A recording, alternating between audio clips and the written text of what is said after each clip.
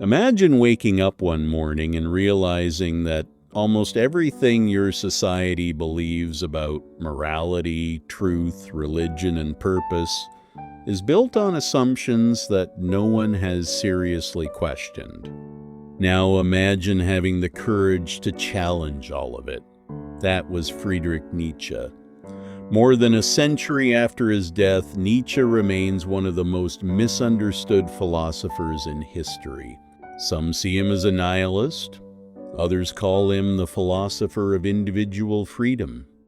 His books have inspired psychologists, writers, artists, revolutionaries, and even those who completely disagree with him. But one thing is certain, Nietzsche didn't want people to follow him. He wanted people to think. Born in Germany in 1844, Friedrich Nietzsche was a brilliant student from an early age.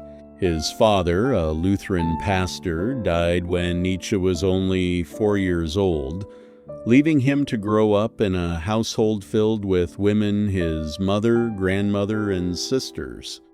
Perhaps because of this early loss, Nietzsche spent much of his life searching for answers to questions that religion alone could no longer satisfy. He excelled in classical languages and became a professor of philology at the University of Basel when he was just 24 years old, an extraordinary achievement. Yet despite his academic success, he was never satisfied. He believed universities were preserving old ideas instead of creating new ones. Eventually, poor health forced him to resign. Ironically, losing his prestigious position gave him something even more valuable: freedom. Nietzsche spent the following years traveling through Europe, living mostly alone, writing books that almost nobody bought. He suffered from chronic migraines, severe eye problems, digestive illnesses, and loneliness. Many publishers rejected his work. Few people understood him. He wasn't famous. He wasn't wealthy. And yet he continued writing as if he were speaking to future generations rather than his own. In many ways, he was right. Perhaps Nietzsche's most famous statement is this: "God is dead." It's one of the most quoted and most misunderstood sentences in philosophy. He wasn't celebrating the death of a divine being. He wasn't claiming that God had literally died. Instead, he believed that modern science, reason, and the Enlightenment had gradually destroyed the foundation upon which European civilization had built its values. For centuries, morality came from religion, meaning came from religion, purpose came from religion. But what happens when people stop believing? Nietzsche's answer was simple. A dangerous emptiness appears. He feared that without shared beliefs, society would fall into nihilism, the belief that life has no meaning, no purpose, and no value. Ironically, Nietzsche wasn't trying to create nihilism. He was warning us about it. He believed humanity faced a crossroads. One path led to despair. The other required something much more difficult: creating meaning for ourselves. According to Nietzsche, we cannot simply inherit purpose from tradition forever. At some point, each individual must become the author of their own values. This was an incredibly radical idea. Instead of asking, "What should I believe?" Nietzsche asked, "What kind of person should I become?" One of his most famous concepts is the Übermensch, often translated as the Overman or Superman. Unfortunately, this idea has been heavily distorted throughout history. Nietzsche was not talking about a superior race. He wasn't promoting political domination. He wasn't describing someone born better than everyone else. The Übermensch is an ideal, a person who overcomes fear, who refuses to let society dictate every belief, who creates values instead of merely accepting inherited ones. Someone constantly becoming stronger not through power over others, but through mastery over themselves. For Nietzsche, the greatest battle is never against another person, it's against the weaker version of yourself. This idea connects to another famous phrase, become who you are.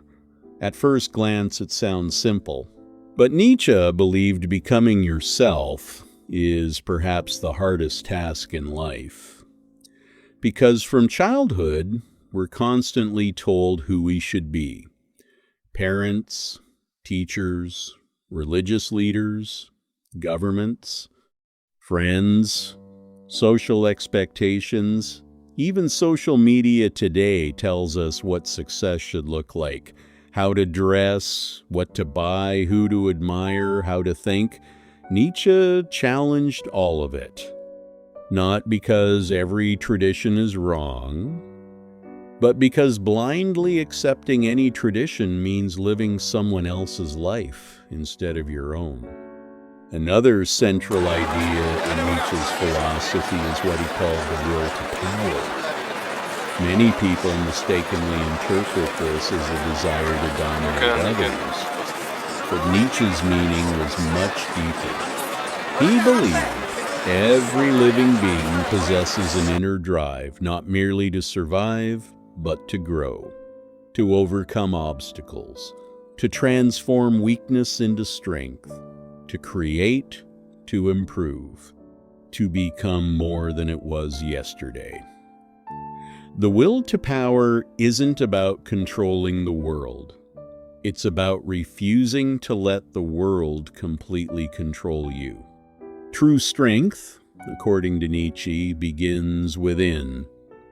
Nietzsche also had a fascinating relationship with suffering. Most people spend their lives trying to avoid pain.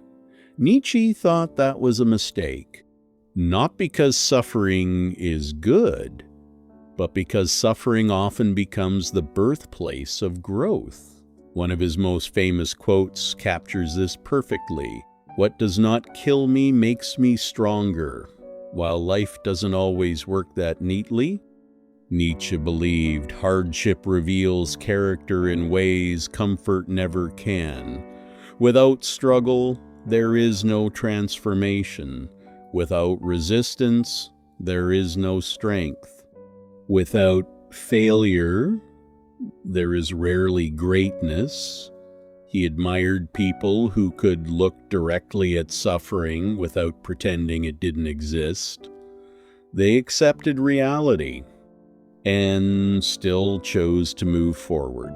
Nietzsche believed happiness should never be life's highest goal. Growth should, because happiness comes and goes, comfort fades, pleasure disappears. But becoming a stronger, wiser, more authentic person, that is a lifelong pursuit. Nietzsche believed that one of humanity's greatest mistakes is choosing comfort over growth. Most people avoid pain, uncertainty, and failure because they are uncomfortable. But according to him, comfort rarely creates greatness. Every meaningful achievement demands struggle, sacrifice, and courage. The strongest people are not those who never suffer, but those who transform suffering into wisdom. Rather than asking, "Why is this happening to me?" Nietzsche believed we should ask, "What can I become because of this?" His philosophy encouraged resilience, responsibility, and constant self-improvement. One of his most thought-provoking ideas is eternal recurrence. Imagine being told that you must live your exact life again and again, forever. Every success, every mistake, every heartbreak, every joyful moment would repeat endlessly. Would you accept that life with joy or regret it? Nietzsche wasn't making a scientific claim. He was asking a simple but powerful question. Are you living a life worth repeating? If not, what needs to change? The idea challenges us to take responsibility for the choices we make every day. Nietzsche also introduced the distinction between master morality and slave morality. Master morality values courage, ambition, confidence, creativity, and excellence. Slave morality values humility, obedience, and self-sacrifice. His point wasn't that kindness is wrong, but that societies sometimes discourage greatness by treating ambition and strength as something suspicious. He believed people should strive to become the best version of themselves instead of settling for mediocrity. Because of these ideas, Nietzsche has often been misunderstood. After his death, parts of his work were manipulated for political purposes, especially by the Nazi regime. However, Nietzsche himself criticized nationalism, rejected anti-Semitism, and distrusted mass political movements. Most historians agree that many of the political meanings attached to his philosophy were distortions made after he could no longer defend his own work. In 1889, Nietzsche suffered a mental collapse in the Italian city of Turin. According to the famous story, he saw a horse being whipped, embraced the animal in tears, and then collapsed himself. Whether every detail is true remains uncertain, but he never recovered. He spent the final 11 years of his life unable to continue writing. Ironically, Nietzsche never witnessed his own success. During his lifetime, very few people read his books. Today, he is considered one of the most influential philosophers in history, inspiring psychology, literature, philosophy, and modern culture.